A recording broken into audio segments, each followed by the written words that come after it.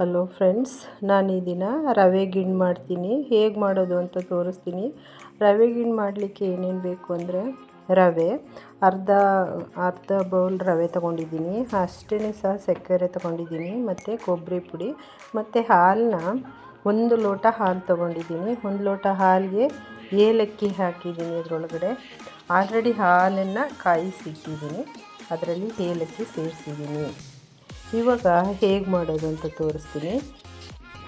ಇವಾಗ ನಾನು stove ಹಚ್ಚಿದ್ದೀನಿ, 1 spoon ಎಣ್ಣೆ ಹಾಕ್ತಿದ್ದೀನಿ ರವೆ ಹುರ್ಕೊಳ್ಳೋಕ್ಕೆ.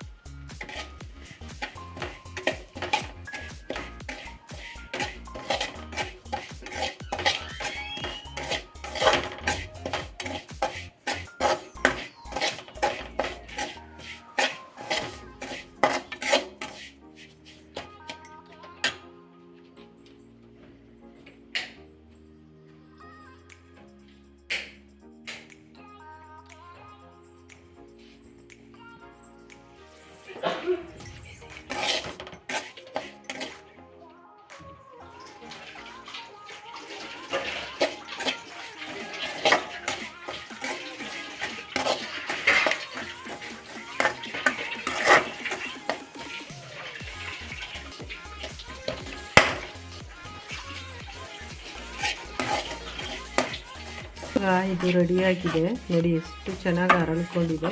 ಈ ಥರ ಬರಬೇಕು ಅದು, ಆವಾಗ ಇದು ಕರೆಕ್ಟಾಗಿದೆ ಅಂತ. ನಾನು ಇದನ್ನು ತೆಗಿತೀನಿ.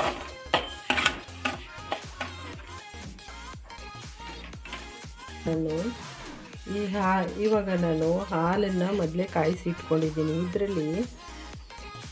ಇದರಲ್ಲಿ ಸಕ್ಕರೆ ಸೇರಿಸಿದ್ದೀನಿ. ನಾನು ಸಕ್ಕರೆ ಸೇರಿಸ್ಕೊಂಡು ಕಾಯಿಸಿಟ್ಟಿದ್ದೀನಿ. ಇದನ್ನು ಇಲ್ಲಿ ಸೇರಿಸ್ತಿದ್ದೀನಿ. ನಾನು 1 ಲೋಟ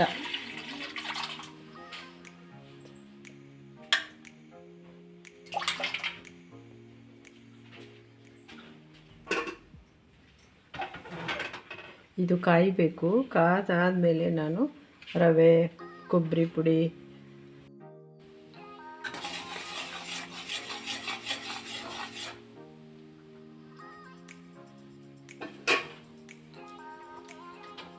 ಇವಾಗ ಹಾಲು ಕುದೀತಾ ಇದೆ. ನಾನು ಈ ಹಾಲಿಗೆ ಸಕ್ಕರೆ ಮೊದಲೇ ಸೇರಿಸಿದ್ದೀನಿ, ಮತ್ತು ಏಲಕ್ಕಿ ಹಾಕಿ ನಾನು ಇದಕ್ಕೆ ಹುರಿದುಕೊಂಡು ಇಟ್ಕೊಂಡಿರೋ ರವೆನ ಸೇರಿಸ್ತಾ ಇದ್ದೀನಿ.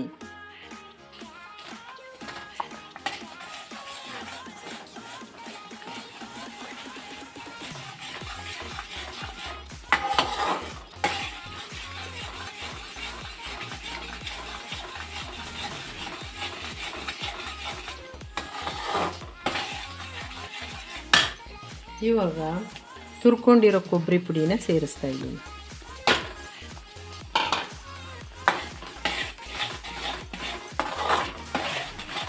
ಏಲಕ್ಕಿ ಪುಡಿನೂ ಸೇರಿಸಿದ್ದೀನಿ ಫ್ರೆಂಡ್ಸ್, ಆದರೆ ರೆಕಾರ್ಡ್ ಆಗಲಿಲ್ಲ ಆದ್ದರಿಂದ ಮರೆಯದೇ ಏಲಕ್ಕಿನ ಸೇರಿಸಿ ನೀವು.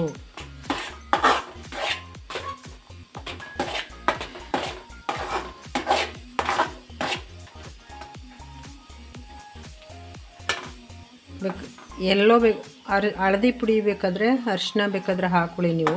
ನಾನು ಹಾಕ್ತಾಯಿಲ್ಲ, ಅದನ್ನು ಸಹ ಸೇರಿಸ್ಕೋಬೋದು. ಇವಾಗ ಇದು ರೆಡಿ ಆಯಿತು. ಇದನ್ನು ಒಂದು 4 ಮಿನಿಟ್ ನಾನು ಮುಚ್ಚಿಡ್ತೀನಿ ಸಣ್ಣೂರಿನಲ್ಲಿ.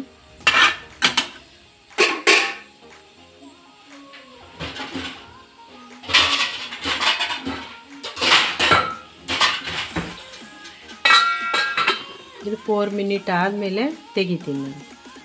ನೋಡಿ, ಇವಾಗ ಇದು ರೆಡಿಯಾಗಿದೆ. ನೋಡಿ ಎಷ್ಟು ಚೆನ್ನಾಗಾಗಿದೆ ಫ್ರೆಂಡ್ಸ್. ಇದನ್ನು ಇವಾಗ ರಾತ್ರಿ ಮಾಡಿಬಿಟ್ಟು ಬೆಳಿಗ್ಗೆ ತಿಂದರೆ ಚೆನ್ನಾಗಿರುತ್ತೆ. ನಾವೆಲ್ಲ ಸಹ ಹಾಗೆ ಮಾಡ್ತೀವಿ. ನಾವು ಚಿಕ್ಕವರು ಇರುವಾಗ ನಮ್ಮ ಮನೆಯಲ್ಲೆಲ್ಲ ರಾತ್ರಿ ಹೊತ್ತು ಗಿಣ್ಣು ಮಾಡೋರು, ಬೆಳಿಗ್ಗೆ ಕೊಡೋರು. ಚೆನ್ನಾಗಿರುತ್ತೆ. ನೀವು ಸಹ ಒಮ್ಮೆ ಮಾಡಿ ಹೀಗೆ ಟೇಸ್ಟ್ ನೋಡಿ. ಈ ದಿನ ರವೆ ಗಿಣ್ಣು ಮಾಡಿದ್ದೀನಿ. ಸೂಪರಾಗಿರುತ್ತೆ ಫ್ರೆಂಡ್ಸ್. ಒಮ್ಮೆ ನೀವು ಮಾಡಿ ಟೇಸ್ಟ್ ನೋಡಿ. ಹಾಗೆ ಮಕ್ಕಳಿಗೆ ಸ್ನ್ಯಾಕ್ಸ್ ಆಗಿ ಸಹ ಮಾಡಿಕೊಡಿ, ಚೆನ್ನಾಗಿರುತ್ತೆ. ಹಾಗೆ ಲೈಕ್ ಮಾಡಿ, ಶೇರ್ ಮಾಡಿ, ಸಬ್ಸ್ಕ್ರೈಬ್ ಮಾಡಿ, ಸಪೋರ್ಟ್ಸ್ ಮಾಡಿ.